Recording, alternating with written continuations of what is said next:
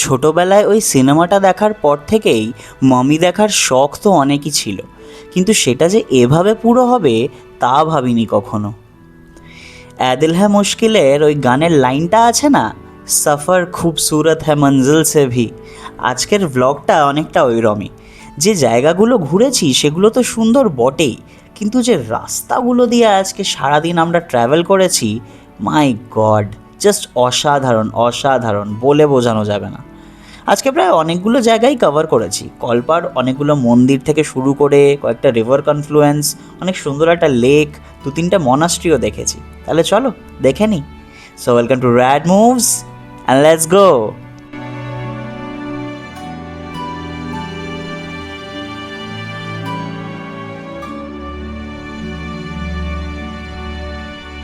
ঘুম থেকে উঠে দেখি পাহাড় সব একেবারে মেঘে ঢাকা, তাই হোমস্টের ব্যালকনি থেকে সেরম খুব একটা ভিউ পাইনি। তাই একদম দেরি না করে বেরিয়ে পড়েছিলাম কল্পার চিনি ভিলেজ ঘুরতে। তাহলে চলো ঘুরে দেখি পুরো গ্রামটা কি কি আছে। এখন আমরা যাচ্ছি চিনি ভিলেজের ভেতরে।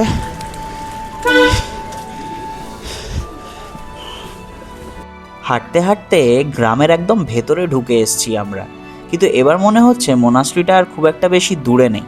চলো আর একটু এগিয়ে যাই, তাহলেই দেখতে পাবো।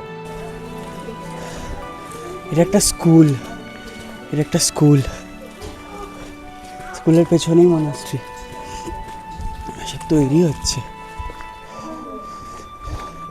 এটা হচ্ছে ভিউ, আর তার ঠিক সামনে হচ্ছে কল্পা মনাস্ট্রি।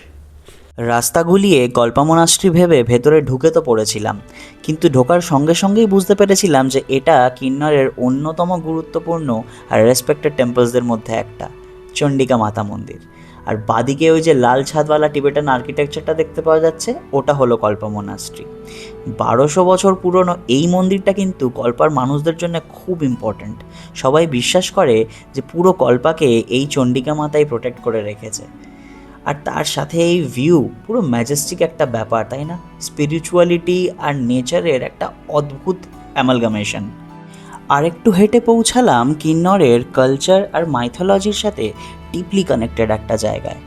প্রায় 800 বছর পুরনো এই মন্দিরে ভগবান নারায়ণ আর নাগিনী দেবীর একসাথে পুজো করা হয়, তাই এই মন্দিরের নাম হচ্ছে নারায়ণ নাগিনী দেবী মন্দির। এই মন্দিরটা কিন্তু কল্পার মানুষদের ট্র্যাডিশনাল বিলিভসের জন্য খুব ইম্পর্ট্যান্ট একটা পার্ট।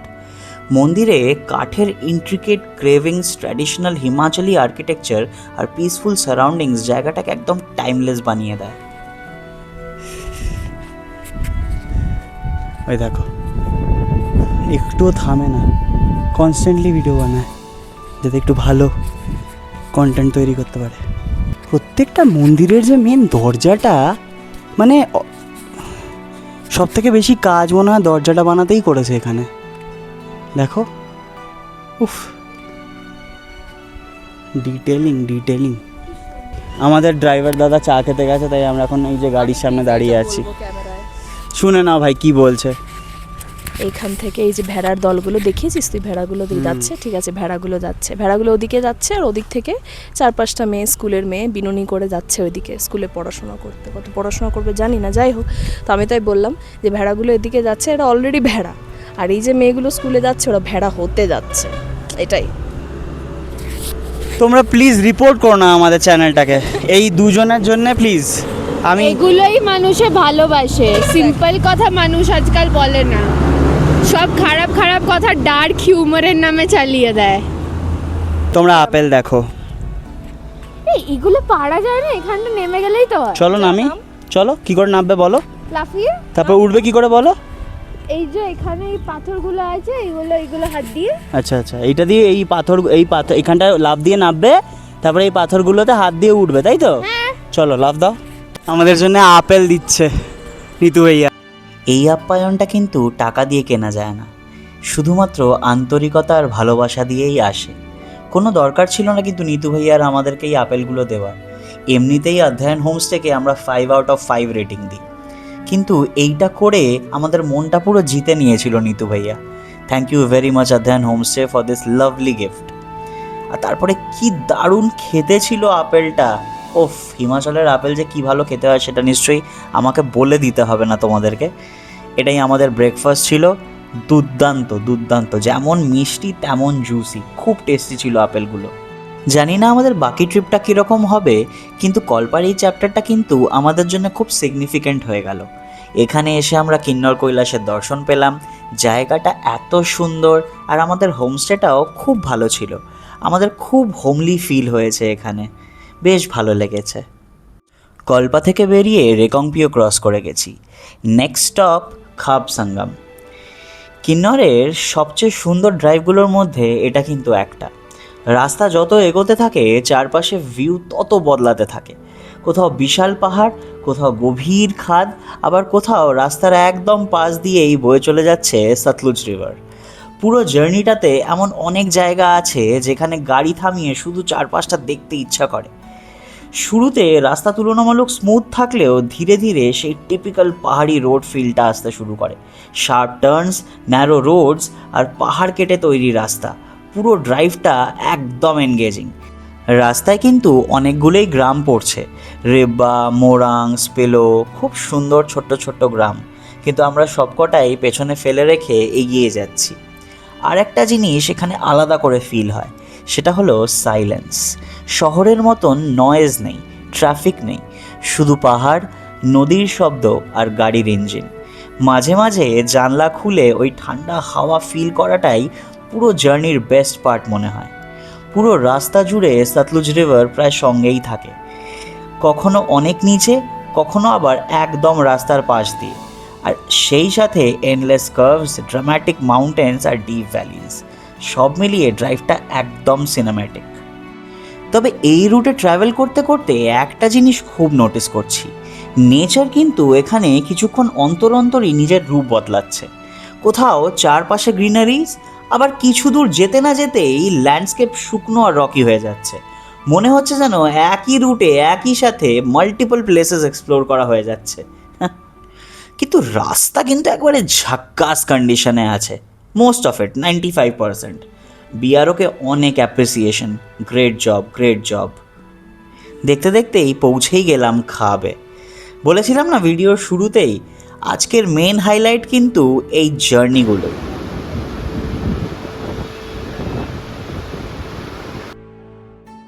গাড়ি থেকে নেমেই আর চলে এসেছি নদীর কাছাকাছি। এক্সাইটমেন্ট আর একেবারেই ধরে রাখতে পারছি না, সত্যি।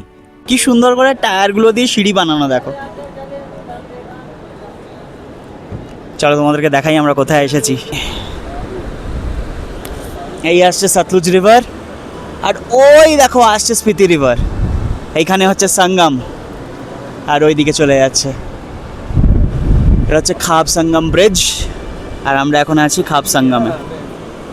সত্যি না, কি অদ্ভুত, দুই বিশালাকার নদী, কি তেজ। সেই দুই নদী নাকি এখানে এসে মিলছে। ভারী সুন্দর এই ভিউটা, খুব সুন্দর। আমরা আমাদের খাবারের অর্ডারটা দিয়ে দিয়েছিলাম আলুর পরোটা আর হিমাচলি সিদ্ধু। পরোটাটা অসাধারণ ছিল, কিন্তু তার থেকেও বেশি ভালো ছিল এই লাল চাটনিটা, জাস্ট ড্যাম অ্যামেজিং, খুব টেস্টি, খুব টেস্টি। আর আমাদের সিদ্ধুটাও ভালোই লেগেছিল, কিন্তু একটু ডিফারেন্ট ছিল, ভেতরে আবার নারকেলের পুর দেওয়া ছিল, খারাপ না। তার সাথে নিয়ে নিয়েছিলাম এখানকার এই স্পেশাল ড্রিঙ্কটা, ওই জুস টাইপের আর কি, বেশ টেস্টি ছিল, খারাপ না। পেট ভরে খাবার দাবার তো খেয়ে নিয়েছি, কিন্তু মনটা তো এখনও ভরেনি। নদীটাকে একটু কাছ থেকে দেখতে ইচ্ছা করছিল, তো মনে হচ্ছিল একটু জলটা যদি ছুঁয়ে দেখতে পারতাম, তাই আমরা নিচেই নেমে গেছিলাম। আসলে অন্যান্য টুরিস্টরাও ছিল, ওরাও গেছিলো নিচে, ওদেরকে দেখে সাহস পেয়ে আমরাও চলে গেছিলাম। দেখো জাস্ট কি অসাধারণ, আর এই আওয়াজটা, ওফ, মনটা ভরে গেছিল আমাদের। মানে এরকম এক্সপিরিয়েন্স জানি না কোনো দিনও আর অন্য কিছুতে হবে বলে তো মনে হয় না। খুব ভালো লেগেছে, খুব ভালো। আমরা এখানে অলমোস্ট 1 ঘন্টা হয়ে গেল আছি। এক তো ওই ওপর থেকে নেমে এসেছি কোনো রকমে, ঠিক আছে, তারপরে এরকম ভিউ, এরকম একটা স্পট ছেড়ে যেতে ইচ্ছা করে। অনেকক্ষণ ধরে এখানে ছবি তুলেই যাচ্ছি। হয়ে গেছে মনে হয়, হয়ে গেছে। খাবসাঙ্গাম থেকে বেরিয়ে পড়েছি। এই রাস্তাটা যত উপরে উঠছে ততটাই চারপাশটা আরও ড্রামাটিক হয়ে যাচ্ছে। পাহাড়গুলো এখানে অনেক বেশি রাফ, শার্প আর জাইগ্যান্টিক। মনে হয় যেন পুরো জায়গাটা নেচার হাজার হাজার বছর ধরে শুধু পাহাড় কেটে তৈরি করেছে। এখানে রোড কন্ডিশনস কিন্তু অনেক বেশি অ্যাডভেঞ্চারাস, কোথাও হেয়ারপিন বেন্ডস, আবার কোথাও স্টিপ ক্লাইম্ব। পুরো ভাইবটাই চেঞ্জ হয়ে গেছে জার্নির। আর সবচেয়ে ক্রেজি ব্যাপার হলো এখানে ল্যান্ডস্কেপ অলমোস্ট এভরি ফিউ মিনিটসে চেঞ্জ হচ্ছে। কোথাও পাহাড় একদম ডার্ক ব্রাউন, কোথাও আবার গ্রে, আবার কোথাও কমপ্লিটলি ড্রাই রকি টেক্সচার্স। কিছু কিছু পাহাড়ের শেপ এতটাই ইউনিক যে দূর থেকে দেখে মনে হচ্ছে যেন জায়ান্ট কোনো স্কাল্পচার। এই রুটে এমনি গ্রিনারি কিন্তু খুব কম, কিন্তু এই হার্শনেসটার মধ্যেই একটা অদ্ভুত বিউটি আছে। বিশাল পাথুরে পাহাড়, ডাস্টি রোডস, লুজ রকস আর এন্ডলেস কার্ভস, সব কিছু মিলিয়ে জার্নিটা খুব র আর পাওয়ারফুল ফিল দেয়। আর কি, দেখতে দেখতে পৌঁছে গেলাম আমাদের পরের স্টপ নাকোতে। এই যে এলাম, ভিউগুলো দেখলে রাস্তার, এইসব ভিডিওতে যতই ভালো সিনেমাটোগ্রাফি করে নিই না কেন, যতই ভালো করে দেখিয়ে দিই না কেন, আসো আসো এখানে আসো, সব জায়গা ঘুরে দেখো। সত্যি কথা বলতে ছোটোবেলায় কম্পিউটারের স্ক্রিন সেভারে এত সুন্দর ভিউজ দেখেছিলাম, ভাবা যায় এখন সেই সব চোখের সামনে। মানে এত সুন্দর জায়গায় পাহাড়ের কোলে একটা মোনাস্ট্রি, ভাবা যায় ভিউটা কত সুন্দর হবে। চলো ভেতরে যাই। এখন অবধি যে কটা মোনাস্ট্রি দেখেছি তার মধ্যে থেকে এটা কিন্তু সব থেকে বেশি সাজানো, কিউট বলা যেতে পারে। দেখো কি ভিউ, ওফ, পেছনে পাহাড়, সামনে মোনাস্ট্রি, জাস্ট ভাবাই যায় না, ভাবাই যায় না কোথায় চলে এলাম। ভেতরটা গিয়ে দেখি। মনে হয় না ভেতরে ফটোগ্রাফি অ্যালাউড হবে, তাও যতটা সম্ভব ততটা দেখাবো।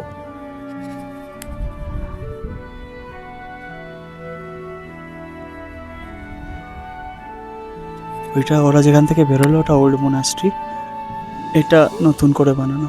ভেতরে দেওয়ালগুলোতে সুন্দর করে গৌতম বুদ্ধর মানে হ্যাঁ লাইফটাকে সুন্দর করে আঁকা আছে, আর দেওয়াল থেকে খোদাই করা মূর্তি আছে।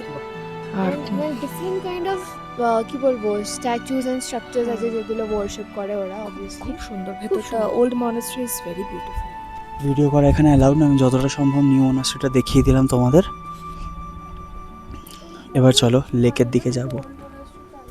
এতটা পথ জার্নি করে এসে এই মোনাস্ট্রিটা দেখে মনটা সত্যি শান্ত হয়ে গেল। এত ভালো লাগছে, এত পিসফুল লাগছে, আর এত ভালো ওয়েদার, যেমন রোদ উঠেছে সেরকম একটা মিষ্টি হাওয়া, ঠান্ডা আছে কিন্তু ভালো লাগছে। চলো এবার নাকো লেকের দিকে যাই আস্তে আস্তে। দেখো তোমরা, পুরো ভিলেজের ভেতর দিয়ে যাচ্ছি আমরা।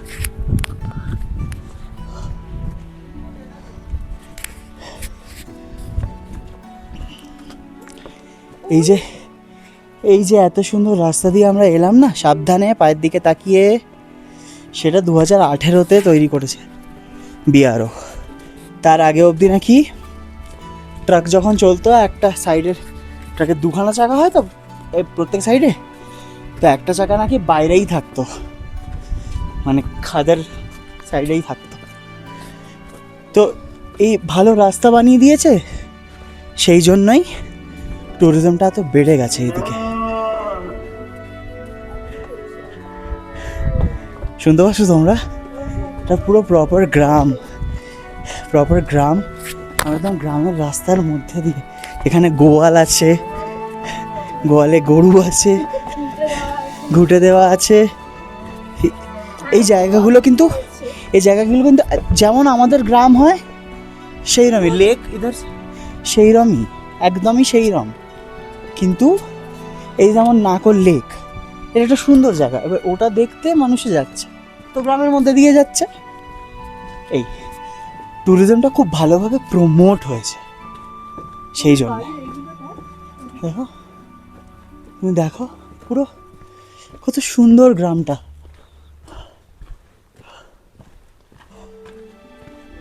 পায়ের দিকে দেখে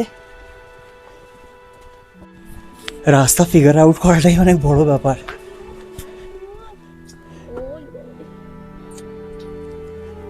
অনেক ফ্রেন্ডলি এখানে কুকুররা, অনেকই ফ্রেন্ডলি। ভিউটা দেখো, এখানকার লোকজন রোজ সকালবেলা উঠে hi hi hi hi hi hi hi hi hi, ওকে আদর করছে, তোমাকে করছে না। চলো তুমি আমার সাথে সাথে চলো, তো চলো আমাকে লেকে নিয়ে চলো। ও আর ওইখানে যে ছিল ওরা দুজন আমাদেরকে নিয়ে এলো, ওই যে আমরা হারিয়ে গেছিলাম, ওরা আমাদেরকে লেকের কাছে নিয়ে এলো। Oh my God, look at this place. শীতকালে উইন্টার স্পিতি যদি তোমরা করো, শীতকালে এটা পুরো জমে যায়, পুরো জমে যায়, ঠিক আছে? নিচে যাওয়া অ্যালাউড না, কিন্তু পুরো জমে যায়।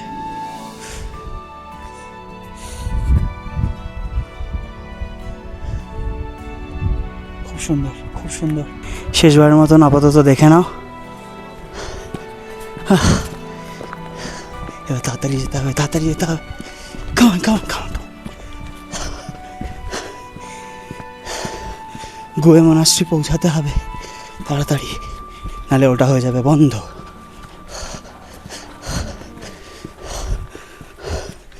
সেই নাকো লেক থেকেও আমাদের সাথে আছে, আমাদের পেছন পেছন আমাদের গাড়ির সামনে অবধি চলে এসছে।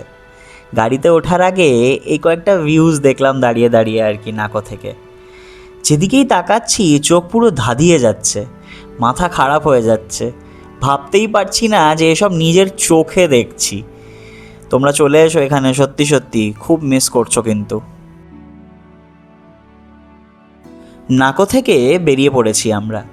আস্তে আস্তে কীরকম একটা মনে হচ্ছে না যে আমরা একটা কমপ্লিটলি ডিফারেন্ট ওয়ার্ল্ডে ঢুকে যাচ্ছি।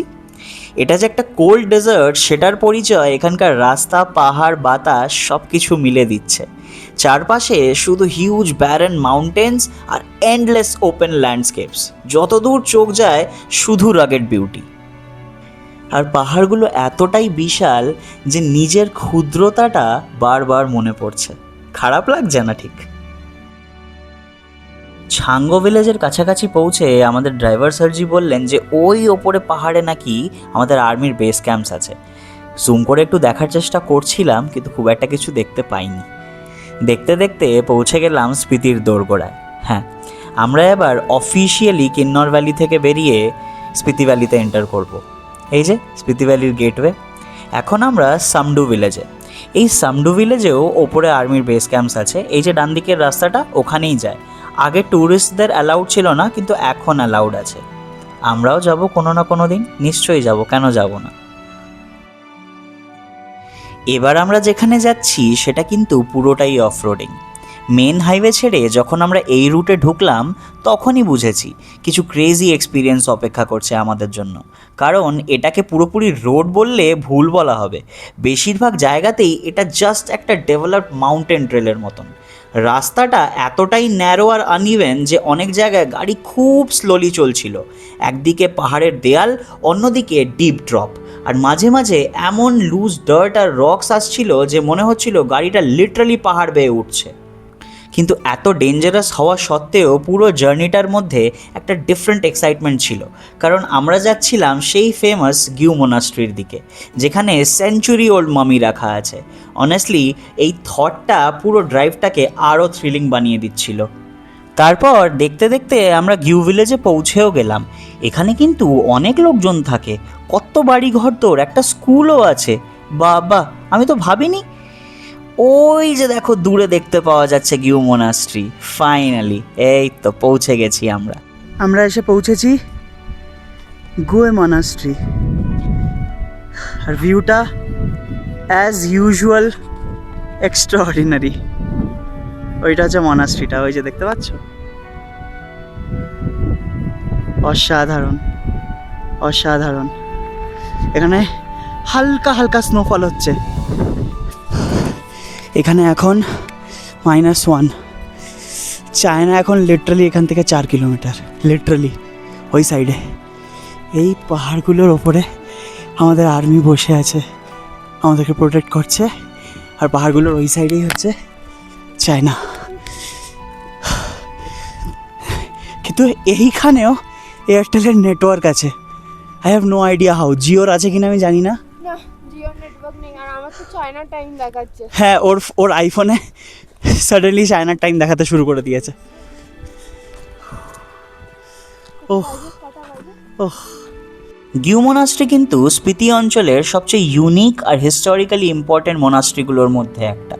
প্রায় 500 বছরেরও পুরনো এই মোনাস্ট্রি সি লেভেল থেকে অলমোস্ট 10,500 ফিটের উচ্চতায় দাঁড়িয়ে আছে। চারপাশে এই ব্যারেন মাউন্টেন্স আর কোল্ড ডেজার্ট ল্যান্ডস্কেপ এটাকে একদম শান্ত আর আইসোলেটেড একটা ফিল দেয়। এখানকার পরিবেশটাই এমন যেখানে দাঁড়ালেই একটা ডিফারেন্ট কামনেস ফিল করা যায়। মোনাস্ট্রির আর্কিটেকচারটাও খুব সিম্পল কিন্তু বিউটিফুল। পাহাড়ি টেরেনের সাথে পারফেক্টলি ব্লেন্ড হয়ে আছে পুরো স্ট্রাকচারটা। প্রেয়ার ফ্ল্যাগস, ছোট ছোট প্রেয়ার রুমস আর ট্র্যাডিশনাল বুদ্ধিস্ট এলিমেন্টস পুরো জায়গাটাকে খুব অথেন্টিক ফিল দেয়। আর অনেস্টলি এত দূর এসে এই পিসটাই তো চাই। মেনলি যেটা দেখার জন্য সবাই গুয়ে মোনাস্ট্রি আসে। পড়ে নাও স্ক্রিনশট, দেখো খালি।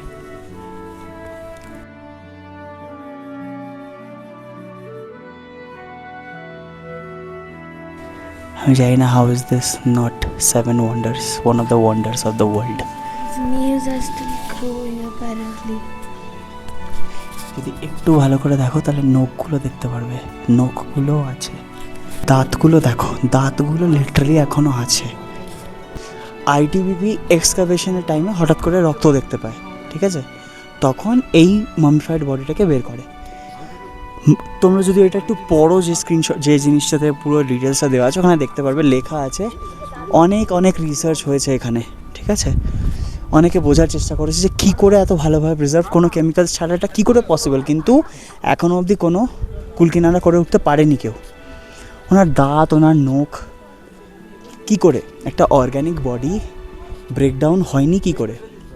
বড় বড় ইউনিভার্সিটি, ওয়ার্ল্ড ওয়াইড ইউনিভার্সিটির বড় বড় সায়েন্টিস্টরা এটাকে স্টাডি করেছে, বোঝার চেষ্টা করেছে, কিন্তু করতে পারেনি। তো এই ছিল গুয়ে মোনাস্ট্রি। আনডাউটেডলি এখন অবধি আমাদের জার্নির, আমাদের এই ট্রিপের one of the best best best spots, certainly, right?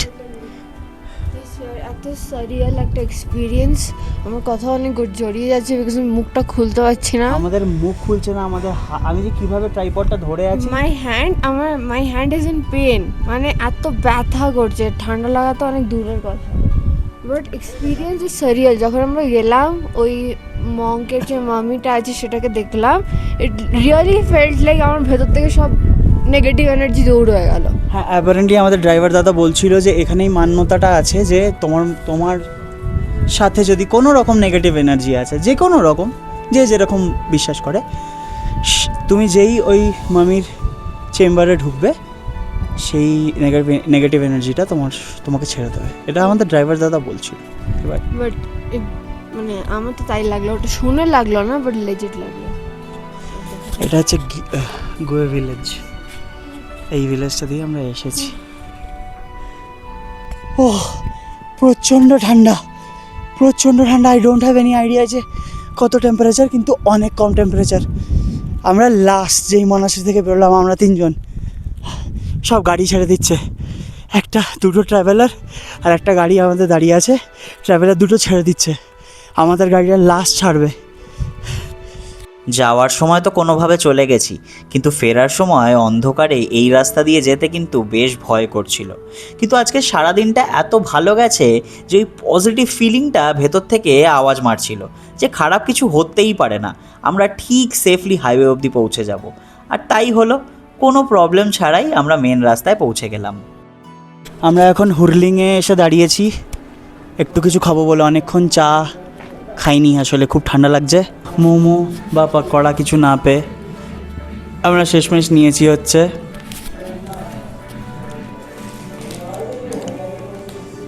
Yet another unpaid promotion, हल्दीराम्सের পাঞ্জাবি তড়কা।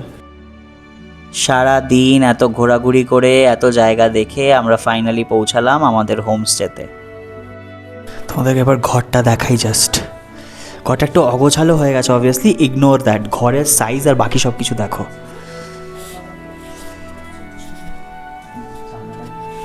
এই জানলাটা দিয়ে কালকে যা ভিউ হবে না। এই হচ্ছে বিছানা, এই বিছানা, ওইখানে এক্সট্রা বিছানা, এক্সট্রা কম্বল, এক্সট্রা রাজাই সব দিয়েছে, এক্সট্রা তোষক, রাজাই মানে তোষক। এই একটা জানলা, এই একটা জানলা, এই একটা জানলা। ঘরের সাইজ, টেবিলটা দেখো, টেবিলটা দেখো জাস্ট। এইখানে একটা টেবিল, ওইখানে একটা টেবিল, চেয়ার, বাথরুমটা দেখো। আমি এখনো অবধি কোথাও এরকম দেখাইনি, কিন্তু এখানে জাস্ট দেখো। This is luxury, luxury, isn't it? আমি তো সব জায়গায় গিয়ে যা বাথরুম চেক করি, এখানে তো যখন ঢুকছিলাম তখন দেখে বুঝতে পারিনি যে ঘরটা কিরম হবে। বাইরে থেকে বুঝতে পারবে না, ঘরে ঢুকে আমি অবাক হয়ে গেছি যে কি। তা এদিকে চারিদিকে বড় বড় জানলা, 3টে বড় বড় জানলা, আর বাথরুম এত বড়, এখানেই ঘুমিয়ে পড়তে পারবে কেউ একটা গিয়ে, এত পরিষ্কার। আমার অনেক পছন্দ হয়েছে। যেখানে বাথরুম ভালো সেখানে আমি অনেক খুশি থাকি, কিন্তু ঘরটা এক্সেপশনালি গুড, এক্সেপশনালি গুড। ব্যাস, আজকে এই অবধি। আমরা অনেক টায়ার্ড, কিন্তু আমরা টায়ার্ড নই, আমরা টায়ার্ড কিন্তু আমরা অনেক হ্যাপি। ব্লগটা যে এই অবধি থাক। তোমরা সবাই সাবধানে থেকো, সুস্থ থাকো, দেখা হচ্ছে খুব তাড়াতাড়ি। টাটা। কালকে সকালে উঠে দেখাচ্ছি পরের ব্লগে।